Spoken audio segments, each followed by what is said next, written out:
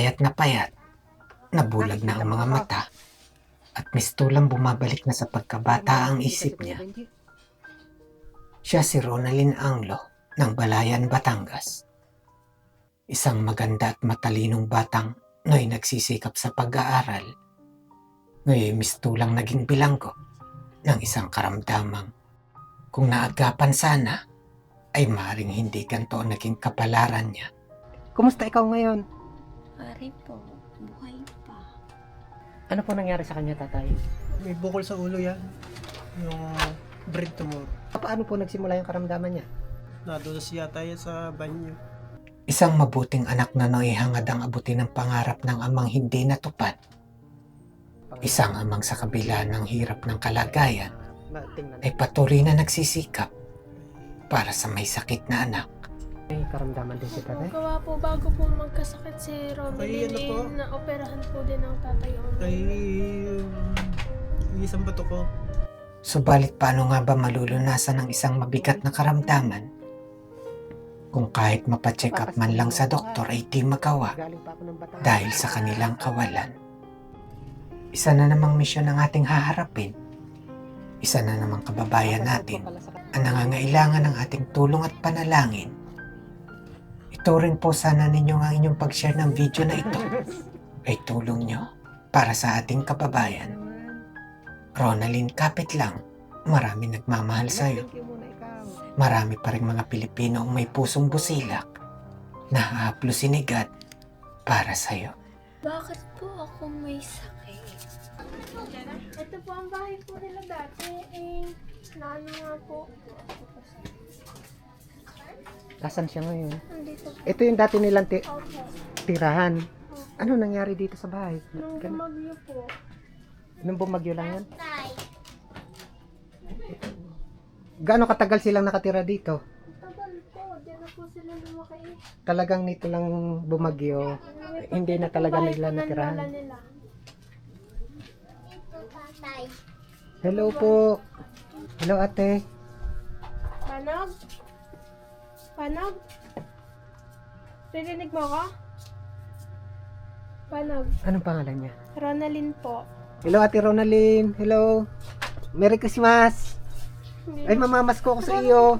Hindi Ah, ikaw ang mamamas. Hindi pa Nakakakita ba Hindi siya? na po siya nakakakita daw. Naririnig mo ako ate Ronalyn? Ha? Nakikita mo ako? Hindi mo na nakikita si Kuya Benji? Ako po, nakikita mo ba? Oo. Ano bang iyong pangalan? Ronalyn, Ilang taon na ikaw? ako ay... Ilan taon na ako? Oo. Kita mo pa ako? Oo naman. Kumusta ikaw ngayon? Pare po, buhay pa. Ano ba nangyari sa'yo? Aray, hirap na nga lang makakakita. Hindi mo na ako nakikita. Dati, kita ka. Ano po nangyari sa kanya, tatay? May ano yun, ano yan eh. Yung may bukol sa ulo yan. Yung brain tumor. Ilang taon po siya nung magkasakit siya? Yung ano eh, doon po ako yung nagtatrabaho po sa Manila eh. 2017 Meron na yung po. ano eh. 2017. Samahan mo nga kami rito, ate. Ikaw yung best friend ni ano? Pinsan po. Pinsan. Gaano katagal na siya may sakit? 5 na ata. Di ba? Limang taon na ako. Nga, balik kayo yung tatay. Ano? Matanong ko lang, ano ba inyong pangalan? Romelito po. Romelito. Ilang taon na po kayo? 50 po. Eh, yung ina or misis niyo po, ina ni Ronalyn. Ay, matagal na kami hiwalay niyan. Bali parang lumalabas, single parent po kayo. Walang maliit pang ano mga yan. Eh, ilan po ba inyong anak? 4. Kasama niyo po lahat dito? Yung panganay ko lalaki, naro sa akin benan. Hindi na namin nakakasama. Nung ano, kami na kung ako na nag-ayos. Paano po nagsimula yung karamdaman niya? Yung sila yung magkasama doon sa aking dati kong amo eh. Ay nagkabukol yun siya tayo doon na nadulas yata yan sa banyo. Doon nag-umpisa? Baka doon ako nag-upsa, umuwi na dito sa aking nang naroon ako sa Manila. Nagsabi sa akin, tatay, uwi na sa bahay. Yung, hindi mo siya, sabi niya sa akin, meron siyang ulaw. Ibig sabihin, eto, limanagin ko lang, nabanggit nyo, nadulas. Tapos parang yun ang, ano pong nangyari sa kanya simula nung madulas na siya Ay, na gano'n? wala pang, hindi siya nagkasabi sa akin na meron siyang, hindi yung nung nangyari sa kanya. Ay, di mga ilang buwan pa naluwas nga ako ng Maynila dahil nawila ako dito pag may Yung naramdaman ko din yung sa tindahan naihina sa saluhan. Ay, natutumban na siya. Eh, paano nalaman po na brain tumor? Ay, napacheck up po namin. Yun ang sabi, brain tumor. Yung May CT scan po siya eh. Nasaan? Wala na.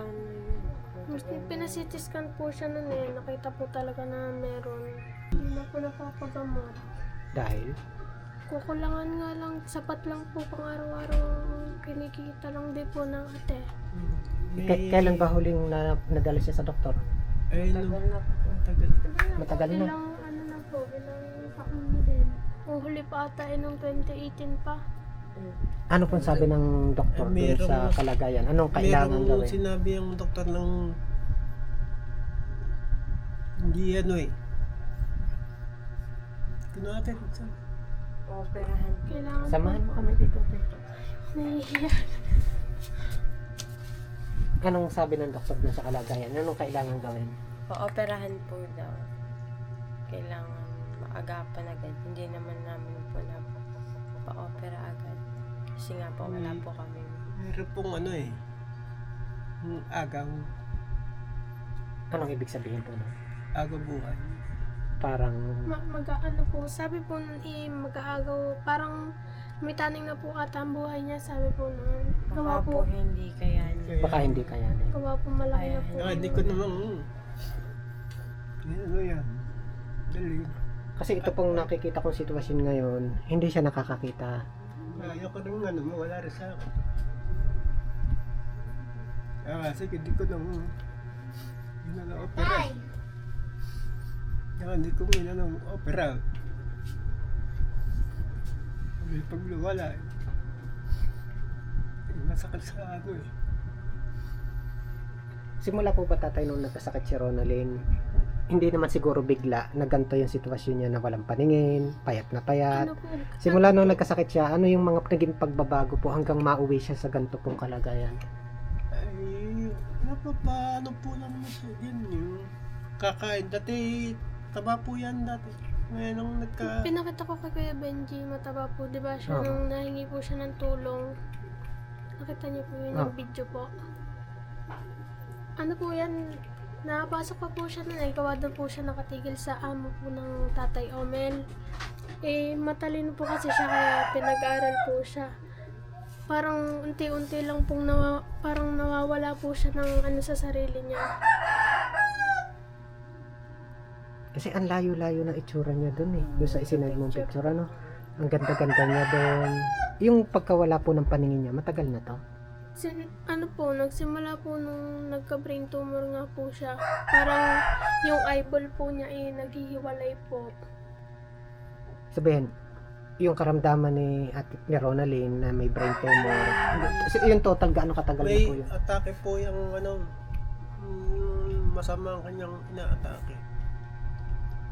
Ano po yung nagsiseizure po siya. Nagsiseizure po siya. Minsan nga po kinakabahan nga po kami at baka tuluyan ng gayon. Nagsiseizure po kasi siya, yung nanginginig po na natirik po ang mata niya.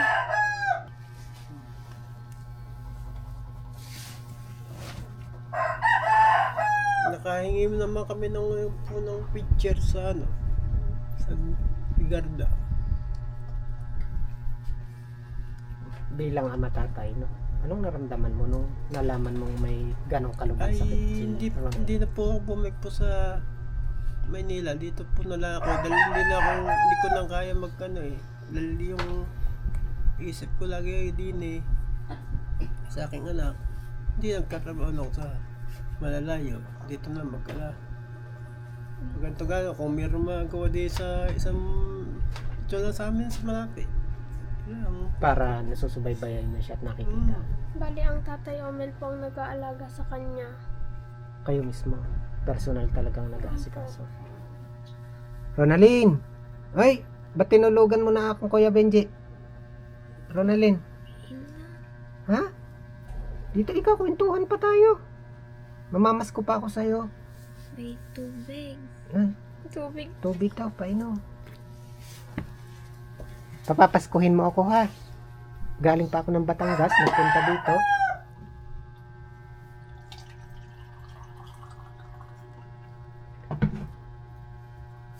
Nanginginig po siya.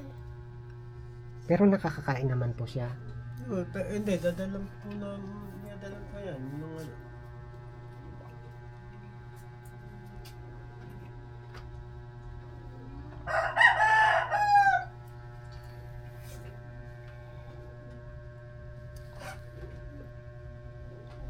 Ano ba sanang pangarap ni Ronalyn nung nag-aaral?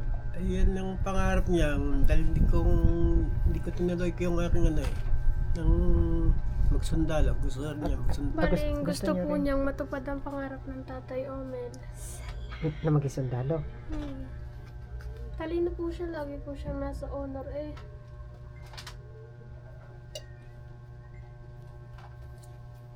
Dahil yung una po, uminad ako po ng 18, pinadala ako ng ng munisipyo na ng sundalo. Yung bang isip niya, naapektuhan o normal naman? Napagtuan na po. Eh, meron pong ano yan yung hindi maganda ang kanyang nagbabay ko sa bata. Yun nga po, yun yung napansin ko, parang Babay medyo, siya sa bata. parang may pagkabata yung isip niya. Magaling pa po yan kumanta. Kantahan mo nga kami, Ronalyn. Ah, Sige na. Ang layo ng binayahin ni Kuya Benji. Kantahan mo nga. maging sundan. Gusto mo na magpagamot ulit? Ha? Kailan ba ikaw? Gusto mo na bumalik sa ospital? Eto ngayon, Ronalyn, marami ngayong nanonood sa'yo. Eto, camera tong hawak ko. Yan, camera yan.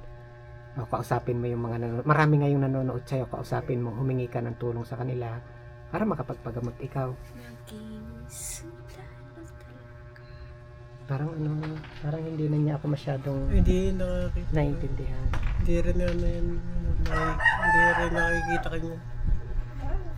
Kung sakali ba, ano pong mga pangangailangan ni Ronalyn? Ano po bang kailangan matingnan uli ng doktor? Ay, pa-check up po namin ba yung gusto namin makakuha rin siya ng yung po ng ID po ng PWD. kaso hindi po namin pa-check up po, wala po kami pang Wala. dahil Wala pang gastos. dahil yung check up po namin sa Metro 700 po ang kanyang check up. Siya po ba may mga iniinom palang gamot? Wala po. Pakain lang. Pero wala sadya pong walang reseta ang doktor o hindi lang kayo nakakabili? Dati pong meron. Kaso wala na pa-check up. Pa-check up po namin ganyan. Kailangan naman din kinukuha ng butika po ang So sa madaling salita, kaya walang iniinom kasi nga hindi nyo maibalik sa doktor.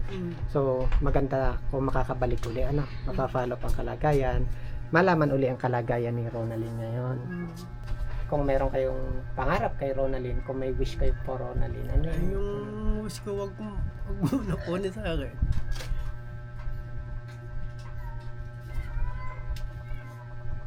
Habang dila ka po yung may rin. May nararamdaman rin ako sa katawan ko. May karamdaman din si tatay? Gawa po bago po magkasakit si Romelyn, Ay, po? na operahan po din ng tatay Omel. Kay isang bato ko. Operahan po. Bakit iisa na lang? Ay nahulog ako sa second floor. Kasi hindi lang pala si Ronalyn ang concern dito, Ay, yung Parehas kayo. inaatake po sa akin yung rayuma, kaya tumpa kung ito laging dalawa po nito. Ang tinitira sa akin. Kumusta yung may epekto ba sa inyo yung isa Wala. na lang yung bato? Wala po, ito pa lang, rayuma lang inaano sa akin dito pag malamig. Kaya lang siguro, doble ingat kasi iba po yung sitwasyon, ano. Siyempre, iisa na kumpara dun sa dalawa.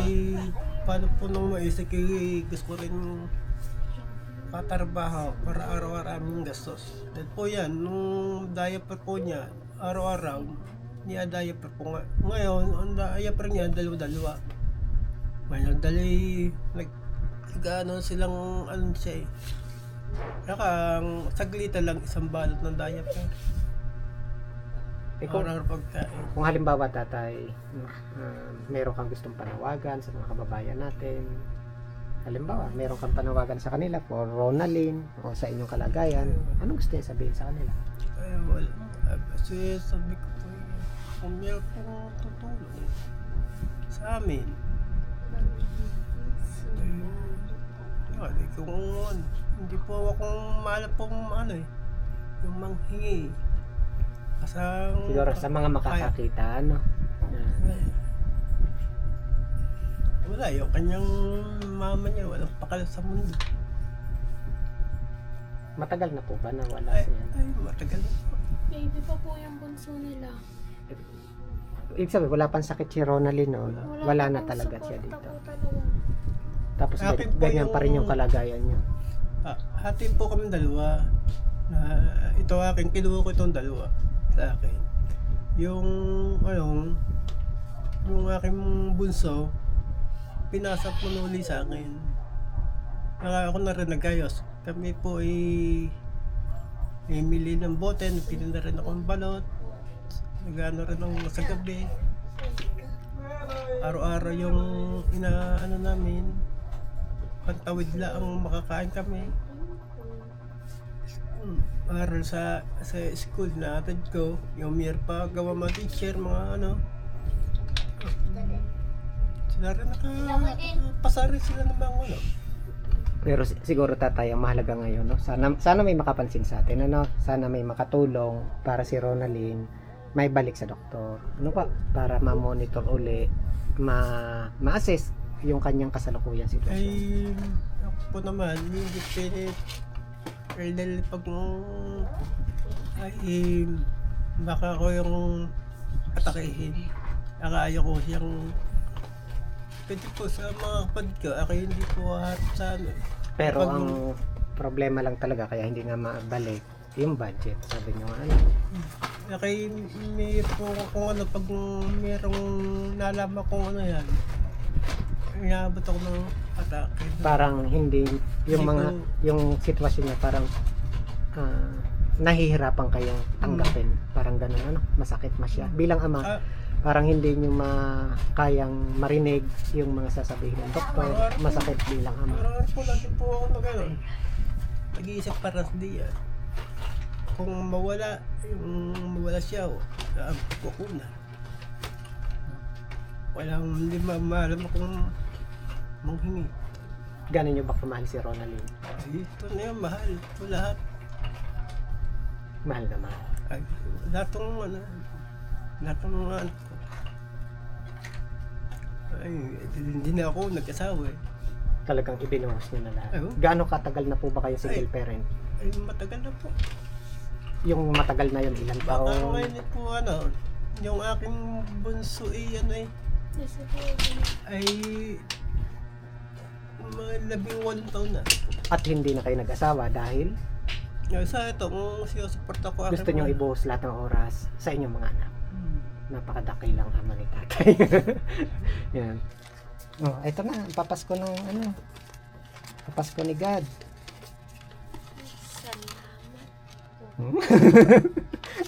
Oh, ang kamay, akin na. Okay lang sa kanya. sige po. Okay lang, o ganun ang kamay, ang papasko. Dalawa, isa pa, baka tumalon. O ito, yung papasko ng kababayan natin, 3,000. Bakit po ako may sakit? Ha? O, anong gagawin mo dyan? Ako po lagi nagdadasal. Nagdadasal ikaw. O, bigay natin kay tatay. O, tatay, ito. Ito po sa... Hawak nyo. O, kay ate na lang, kay ate. Kay Ronald. Okay lang naman sa kanya, ano? Ano daw bibili mo dyan? O, anong bibilhin mo dyan? Bibili ka ng damit. Bibili ako ng bigas. Ayun, bigas. Ang bait naman. Eh, mag-thank you muna ikaw. Salamat. Salamat po. Maraming salamat po. Lagi ako nabibili ng tinapay.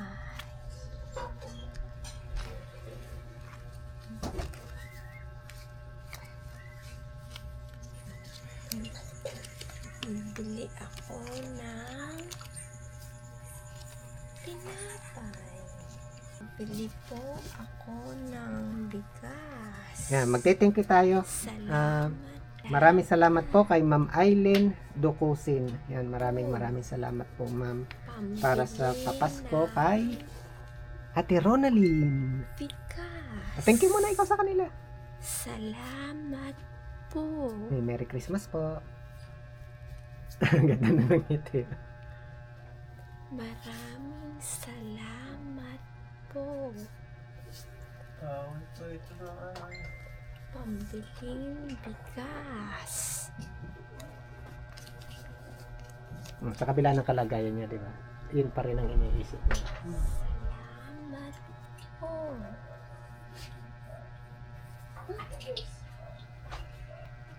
Maraming salamat po.